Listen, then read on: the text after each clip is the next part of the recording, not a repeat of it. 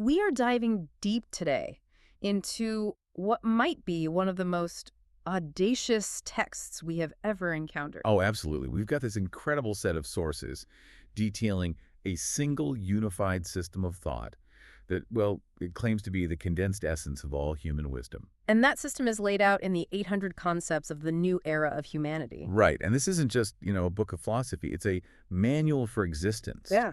A complete cosmological, spiritual, and social blueprint. It's positioned as a new foundation for reality itself. The claim is just staggering. It dictates everything from like the fundamental structure of the universe all the way down to your daily life. And it's all designed to bring about a 1,000-year new era, which, according to the text, actually started back on January 1st, 2018. So we're already in it, apparently. We are.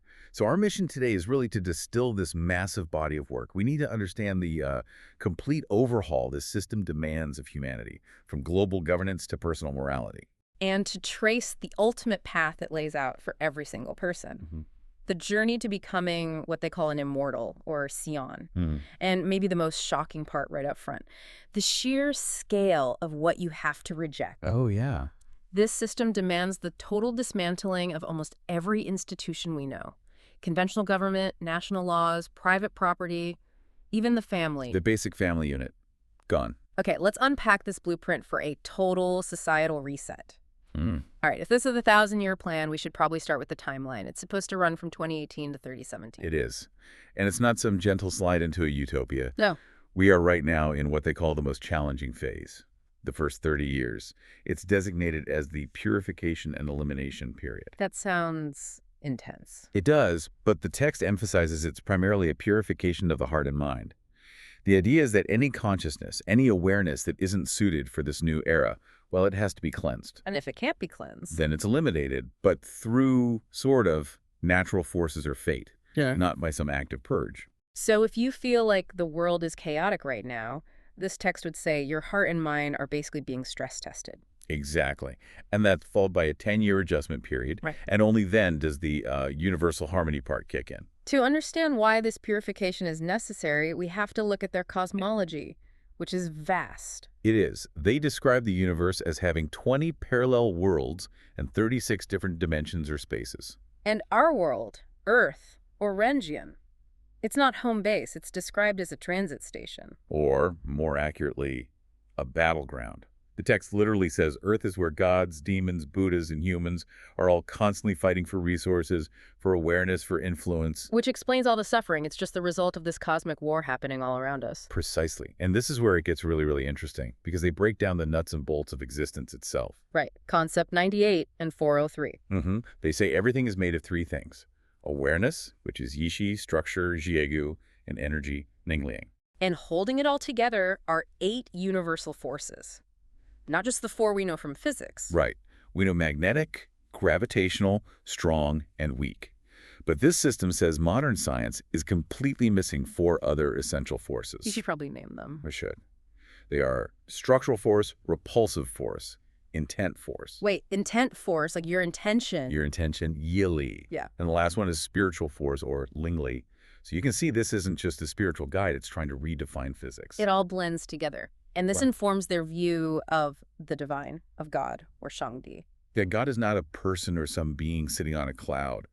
God is the source of all things, the highest grade of life. But here's the really dense philosophical part. Go on. God is the sole accidental occurrence in an otherwise completely deterministic universe. Okay, hold on.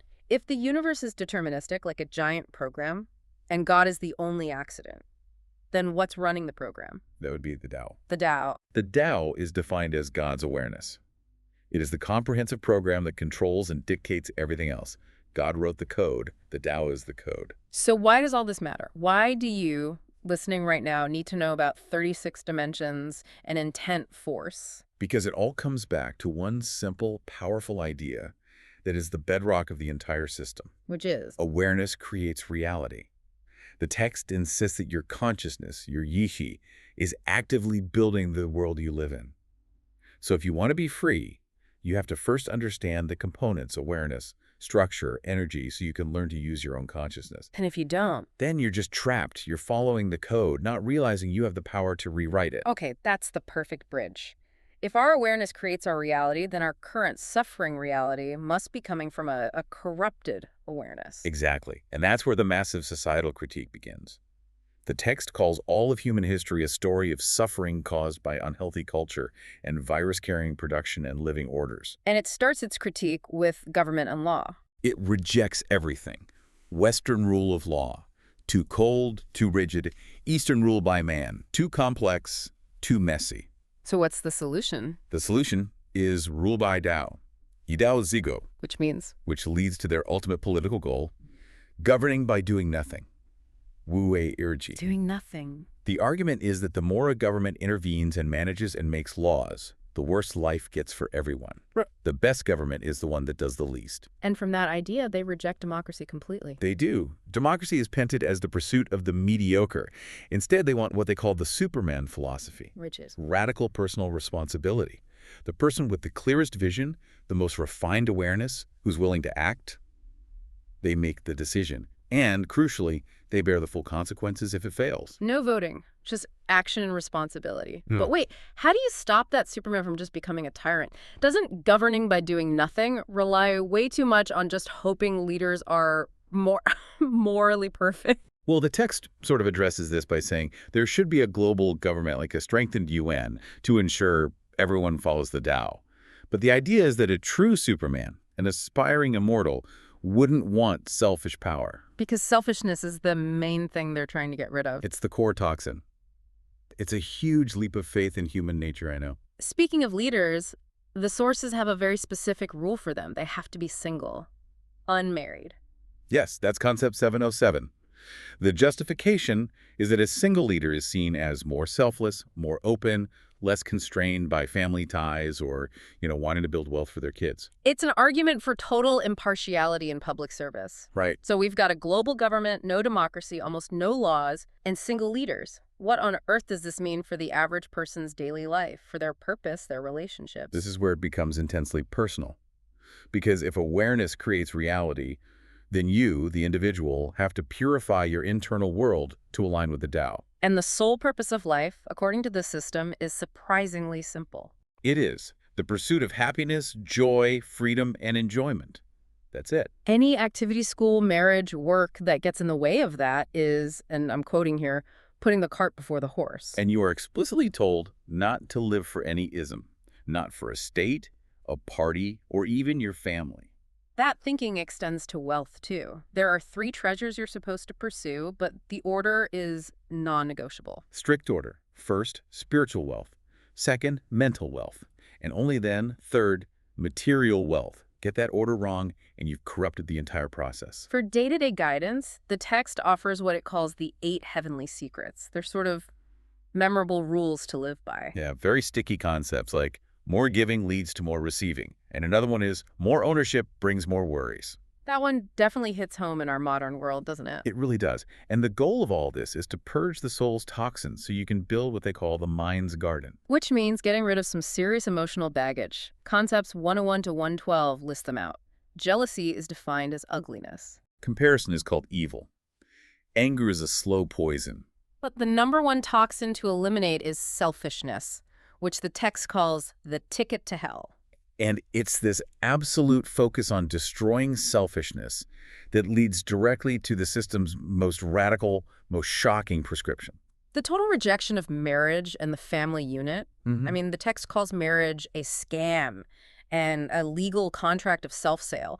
That is an unbelievable condemnation of a core human institution. Yeah, it is. The system sees the nuclear family as the prison of the soul. A prison of the soul. It argues that the family is the root cause of selfishness, of possessiveness, of all societal conflict, because it forces you to prioritize a tiny, exclusive group over everyone else. So family creates the ego that you're supposed to be purging. Exactly. So what's the alternative? What does the immortal view on love look like? Well, narrow, possessive love and sexuality, what they call poisoned affection, is a human defect. It only leads to pain. And the noble version? Extensive, non-possessive, mutual affection. The kind of open, loving relationships they say celestial beings have. So since all the old structures, political, legal, family, are rejected as these prisons of the soul, a new, practical model had to be created. Right. And this led to the real-world model, developed by the organization behind these ideas. It's called the Life Oasis.